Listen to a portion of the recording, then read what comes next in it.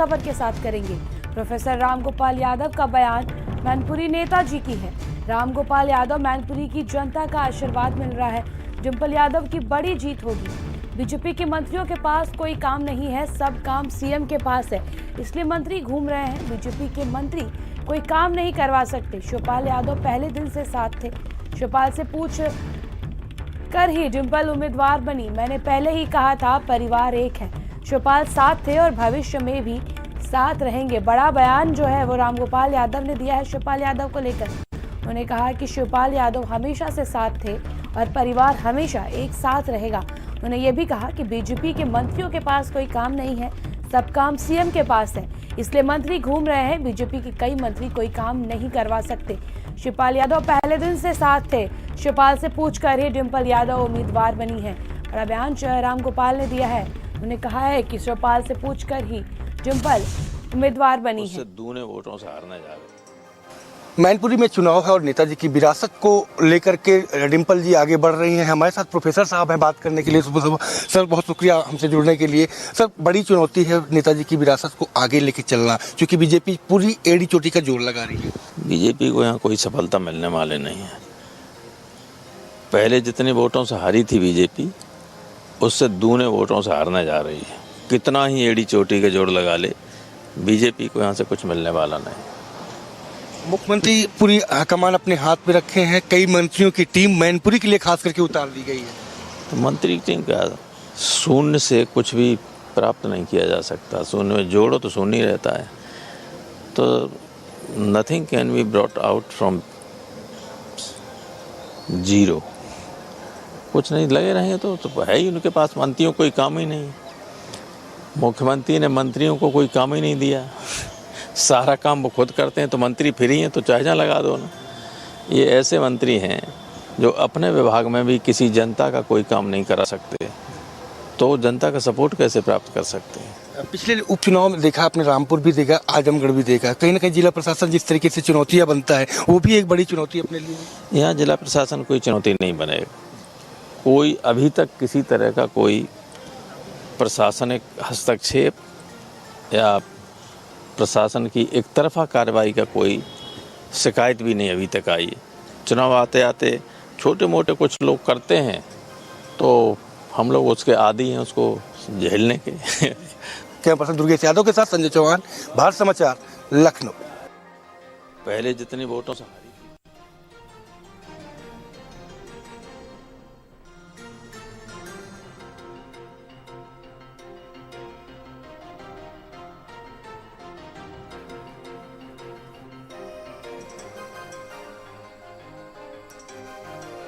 संवाददाता संजय चौहान हमारे साथ जुड़ चुके हैं। संजय, देखिए जिस प्रकार से विभाग तरीके से प्रोफेसर रामगोपाल ने ये बयान दिया है कि शिवपाल हमेशा से परिवार के साथ थे, परिवार एक है। क्या कुछ लगता है कि पूरा जो यादव कुनबा है वो एक होकर पूरी तरह से अपना गढ़ मैनपुरी को बचाने में लगा हुआ है? बिल्कुल तो जिस तरीके से प्रोफेसर रामगोपाल यादव ने अपने भारत समाचार से खास बातचीत में ये कहा कि सीधे तौर पर कि जो शिवपाल यादव से पूछ करके डिंपल यादव को प्रत्याशी बनाया गया था। मीडिया के लोगों में झगड़ा लगाया जा रहा था, जबकि परिवार पूरी तरीके से एक था। और भविष्य में भी एक बड़ा बयान आपको रामगोपाल जी का देखने को मिल रहा है कि उनसे पूछ करके, शिवपाल यादव से पूछ करके ही प्रत्याशी बनाया गया। वो लगातार समाजवादी पार्टी के साथ थे, समाजवादी पार्टी के साथ खड़े हैं और उनके सिंबल से वो विधायक भी हैं, परिवार के सदस्य हैं और साथ ही साथ वो हरदम से साथ थे और भविष्य में भी साथ ही देखे जाएंगे। ये मीडिया में जो अलग सुर्खियां थी, उन्होंने एक और दावा किया कि नामांकन के दिन मैंने मीडिया के लोगों से कहा था कि शिवपाल यादव परिवार के साथ हैं, डिंपल जी के साथ हैं, अखिलेश जी को आशीर्वाद दे रहे हैं। तो लोग शायद नहीं सुन रहे थे, लेकिन कल की तस्वीरें निकलने के बाद अब मीडिया में भी ये चर्चाएं बढ़ गई हैं कि अब पूरा कुनबा जो है, पूरा परिवार है, वो एक हो चुका है। और आज जिस तरीके से रामगोपाल यादव प्रोफेसर साहब ने पूरी तरीके से भारत समाचार से खुल के पारिवारिक रूप से खुल करके उन्होंने जो बातचीत कही है, तो इससे जो अब गुंजाइशें बन रही थी हल्की पुल्की भी, वो पूरी तरीके से कहीं ना कहीं सिफर हो गई है, खत्म हो गई है कि अब पूरी तरीके से मैनपुरी की सीट नेताजी की विरासत की सीट है। है जो लगातार सैफई परिवार के पास ही रही है और ऐसे में ये कैसे बनी रहे उसके लिए हर परिवार के सभी सदस्य लगे हुए हैं। और यही वजह है कि शिवपाल यादव आज 10:30 बजे अपने जो समर्थक हैं, कार्यकर्ता हैं, उनको सैफई के एक निजी स्कूल में बैठक के लिए बुलाया है। उस बैठक के बाद वो एक्शन में और तेजी से दिखेंगे। हालांकि कल ही मुलाकात के बाद जब डिंपल यादव और अखिलेश जी वहां पर मुलाकात करने पहुंचे थे, उसके बाद से ही वो एक्शन में दिखे और कई जगह पर जाकर के उन्होंने बैठकें की।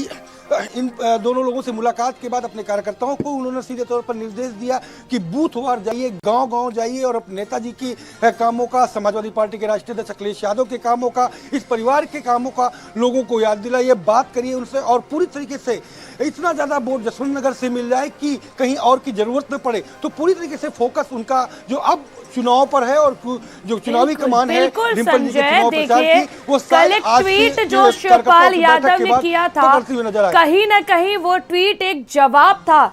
जो अन्य पार्टियां तमाम तरह की बातें कह रही थी, शिवपाल यादव ने अपना जवाब पहले ही ट्वीट के जरिए दे दिया था। उसके बाद आज रामगोपाल ने एक कटाक्ष करते हुए एक बात कहा संजय कि अन्य पार्टियों के मंत्रियों के पास कोई कार्य नहीं है। तो क्या ये सारा जवाब रामगोपाल ने एक बार में ही दे दिया और शिवपाल के ट्वीट ने इसको साफ कर दिया है कि पूरा यादव परिवार एक है और एक होकर वो उपचुनाव में मैदान में रहेगा? संजय।